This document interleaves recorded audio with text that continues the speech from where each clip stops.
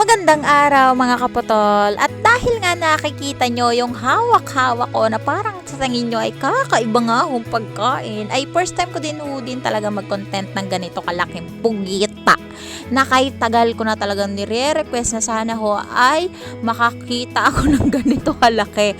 Tapos sakto-sakto naman ng mga kaputol na meron nga akong nahuli yung pinsan ko na nagtitinda ng mga isda gayon. Kaya nga ho, inalok niya din talaga itong si Pugita sa akin.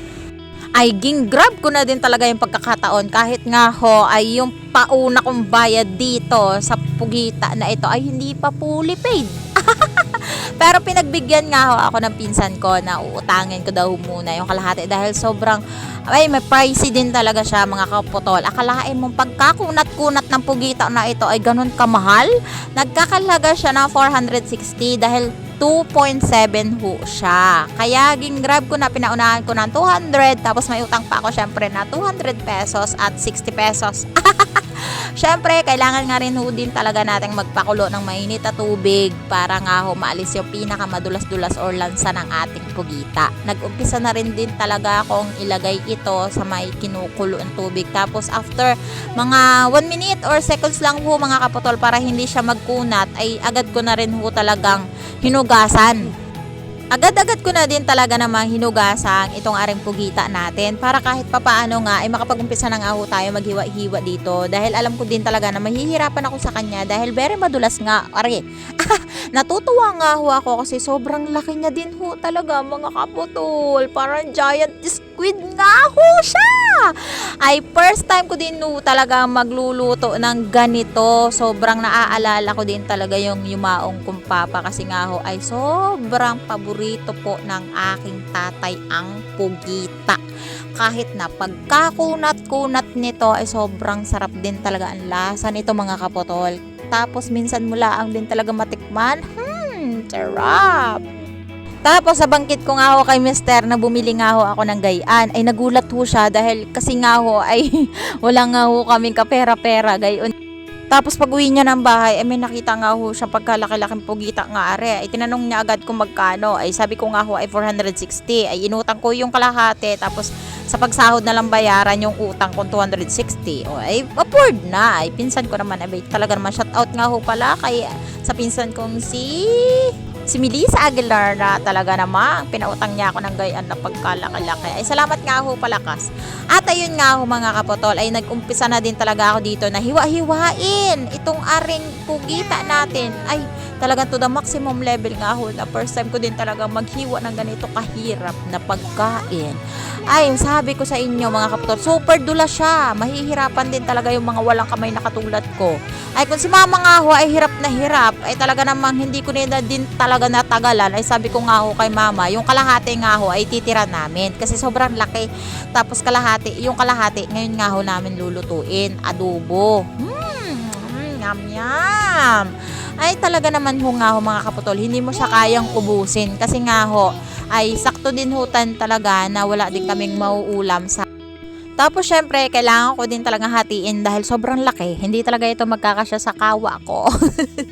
Ay pang pamilya size lang ho talaga yung kawali ko. Kaya naisip ko din talaga na saka ko na lang lulutuin yung may ulo tapos mga galamay niya. Ay inuna ko lang rin talaga or binudget ko lang din talaga itong ngahong ating Pugita na magkakasya din talaga sa aming pananghalian mamaya. At eto na nga mga kaputol, sabi ko sa inyo ay sobrang kunat din talaga siyang hiwain. Tapos syempre pinahiwa ko nga ho dito kay mama dahil hindi ko na rin talaga ho kaya. Kaya sabi ko sa kay mama ay hiwain na nga ho lahat at ihatiin nga ho namin ay saka ko na nga ho lulutuin yung iba pa. Ay sabi ko nga ho kay mister, ang luto nung isa ay kaldereta nga ho na Pugita. Oh, sarap! Ay matestingan nga ho itong kaldereta nga ho o kaya adobo tapos patuyo sa gata. Ay pagkakunat-kunat pag gayon. Ay sabi ko sa inyo mga kaputol, sobrang sarap nito. Tapos parang isang taon ko yata cravings itong Pugita. Tapos sa tuwing magtatanong ho ako sa kakilala ko na may nahuhuling Pugita, ay sabi ko nga bentahan ako or tabihan ako. Pero hindi naman ganito kalaki. Ay na-expect ko din ho talaga yung tamang pagkain laang. Yung small size lang ba? Yung kaya lang sana ngat-ngatin ng bibig ko. Ay kaso nga ho, yung dumating malaki. Kaya grab the opportunity ko na ho mga kaputol. Wala rin naman choice. Pinautang laang din naman ako. Ay di, for the go. Utang pa more sa 2025. Nagdesisyon na rin talaga ako na ipahiwa na nga ho kay mama yung kalahating nga ho natitira dahil hindi ko na rin to talaga at sabi ko nga ho tatapusin ko na laang din talaga tong kalahati dahil nahihirapan na nga ho ako maghiwa. Di afford naman ng mga kamay natin kahit sobrang dulas ay pagtyagaan na nga natin yung mga hiwa ko na yan. Gusto ko pa rin sana na mas maliit pa rin yung size niya para hindi naman ho masyadong matigas nguyain dahil ang pugita nga ho mga kaputol kapag nasobrahan sa luto mga kaputol ay makunat tudong lalo. Masarap ang pugita mga kaputol kapag pulutan, yan, meriendahan, huy, kahit ano, umaga, tanghalian, hapuna, wala naman siyang choice kundi bahala sa buhay niya. At nagumpisa na rin talaga ako dito maganda ng mga ingredients na panglalahok natin sa adobo nating pugita. Umpisa na rin talaga ako dito maghanap ng luya, sibuyas, bawang at sili. Hinugasan ko na rin talaga itong luya kasi nga ako kapag nagluluto nga ako ay hindi ko binabalatan. Hinuhugasan ko na lang ng bahagya para kahit papaano nga ako ay nandyan pa rin naman. Talab-talab na yung ingredients at lasa-lasa niya. Sa pagluluto nga ho ng pugita ay medyo mild-mild lang ho yung konti laang ang kanyang parang steam ba pero kasi kapag niluto mo nga ng sobrang tagal itong aring pugita ay baka hindi mo na siya makain sa sobrang kunat. Habang patagal ho siya ng patagal mga kaputol ay pakunat ng pakunat yan sa pagluluto. For the go! Nung mahiwa ko na nga lahat ay nagumpisa na nga ho ako dito magpadapog tapos sabay isa lang na nga ho natin yung ating kawali na pangmalakasan. Tapos syempre yung mga ingredients sa aking hiniwa-hiwa kanina. Damihan mo nga yung luya kasi nga ho ay parang manok are, malansa siya. Kaya nga sabi ko kahit nga humakunat ay niluto ko din talaga siya ng bahagya para kahit papaano ay hindi ko malasahan yung lansa niya, hindi ko malasahan yung dulas niya, gayporn. Kasi nga ho first time ko din talaga nagluto ng gayan. Ay yung iba nga ho yata ay inaalis yung pinangsangkot siya or pinanggisa tapos iluluto ulit.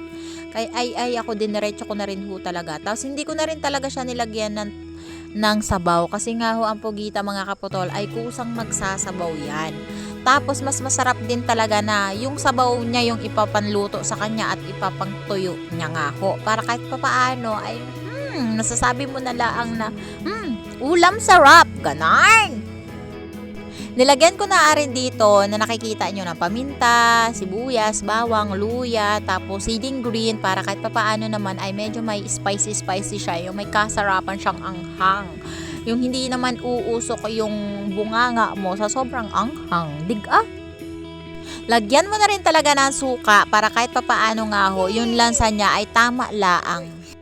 After so many years ay pwede na nga ho tayong kumain mga kapatol. Happy 128k followers for today's video ay road to 129k followers at maraming salamat sa lahat ng mga sumusuporta sa akin at sa lahat na namamangha sa mga paintings ko, sa lahat ng mga netizen na talaga namang hindi ni-skip yung mga ads ko. Maraming salamat sa inyo at hanggang dito na lang, kain na tayo!